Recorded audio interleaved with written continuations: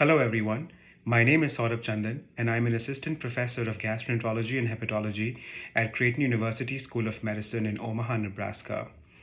On behalf of my co-authors, Dr. Shahab Khan from Brigham and Women's Hospital in Boston, Dr. Anand Kumar from Lenox Hill Hospital in New York, Dr. Babu Mohan from University of Utah in Salt Lake City, Dr. Daryl Ramay from the Brooklyn Hospital Center in Brooklyn, Dr. Lena Kassab from Mayo Clinic in Rochester, Dr. Peter Dragunov from University of Florida Health in Gainesville, Dr. Mohammad Othman from Baylor College of Medicine in Houston, and Dr. Gursimran Kochar from Allegheny Health Network in Pittsburgh, I would like to thank Gastrointestinal Endoscopy for inviting me to do this author interview series. I would also like to thank all the viewers for watching this video on our recently published article, Efficacy and Histologic Accuracy of Underwater versus Conventional Endoscopic Mucosal Resection for Large Colorectal Polyps, a comparative review and meta-analysis. As you're all aware, colorectal cancer is the third most common cause of cancers worldwide and the third leading cause of cancer deaths in Western countries. It is estimated that endoscopic removal of adenomatous polyps can reduce colon cancer-related mortality by more than 50%. Interval cancer after colonoscopy could be due to several reasons, including adenoma miss rate, which is about 17% for polyps greater than 10 millimeters in size. An additional risk for development of interval colorectal cancer is incomplete resection rate of polyps at index colonoscopy. This rate is known to be significantly higher for sessile serrated adenomas and polyps, particularly those between 10 and 20 millimeters in size. Large sessile polyps over 20 millimeters in size have a greater risk of incomplete polypectomy, and up to 17.6% patients may have residual adenoma at follow-up examination. Therefore, complete resection of large colon polyps remains paramount and should be a key performance indicator for endoscopists performing polypectomy. Endoscopic mucosal resection, or EMR, is the standard method for removing sessile colorectal polyps larger than 10 millimeters in size. Conventional EMR involves filling the colonic lumen with air or carbon dioxide, followed by submucosal injection of fluid underneath the polyp to decrease the risk of causing accidental transmural thermal injury leading to perforation. Following this, the polyp may be removed en bloc or in a piecemeal fashion with a snare. Local recurrence is estimated to occur after 3% of en bloc and after 20% of piecemeal EMRs. Underwater EMR, on the other hand, is a novel technique in which the colon is filled with water instead of air or CO2, decreasing colonic wall tension and resulting in potential benefits that may allow an opportunity for safe and complete en bloc resection of mucosal lesions. The technique eliminates the need for submucosal injection because the floating effect of water submersion on the mucosa and the submucosa, resulting in separation from the muscularis propria.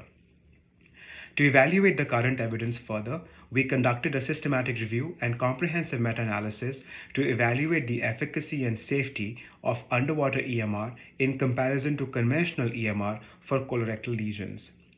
We performed a subgroup analysis for polyps greater than 20 millimeters in size and calculated the histologic accuracy of both techniques for diagnosing colorectal cancer. Finally, we compared the safety of each technique in terms of immediate and delayed bleeding as well as perforation events.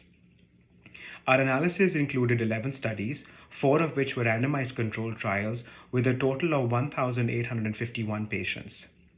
1,071 colorectal lesions, 295 of which were greater than 20 millimeters in size, were removed using underwater EMR, and 1,049 lesions, 296 of which were greater than 20 millimeters in size, were removed using conventional EMR technique.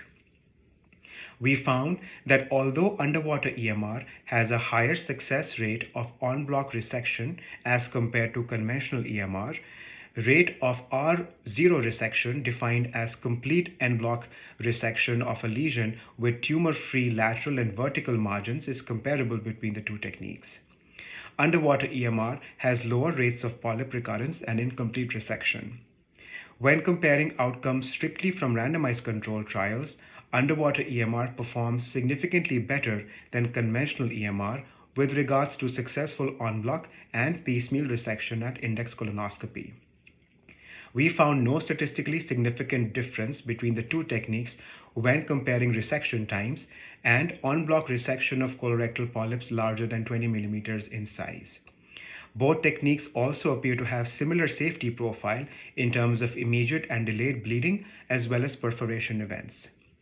Interestingly, there was no statistically significant difference in the accuracy of the two techniques for diagnosing colorectal cancer on histology from the resected specimens. We believe that for polyps between 20 millimeters and 30 millimeters in size, both EMR and endoscopic submucosal dissection or ESD can be considered. In general, EMR is acceptable if en bloc resection is feasible, whereas ESD could be a better alternative if endoscopic appearance of the polyp, that is, the pit pattern, is worrisome for high-grade dysplasia or submucosal invasion. In addition, polyps with significant fibrosis due to prior manipulation or submucosal injection of agents such as India ink can further complicate EMR. In our opinion, ESD may also be the preferred method of resection if the anatomic location of the lesion is the rectum or morphologically it has large nodules or depressed areas. Our results support the use of underwater EMR over conventional EMR for successful resection of colorectal lesions. However, further randomized controlled trials are needed to evaluate the efficacy of underwater EMR for resecting polyps greater than 20 millimeters in size. I once again thank you all for watching this video, and I hope you find our study as exciting as we did.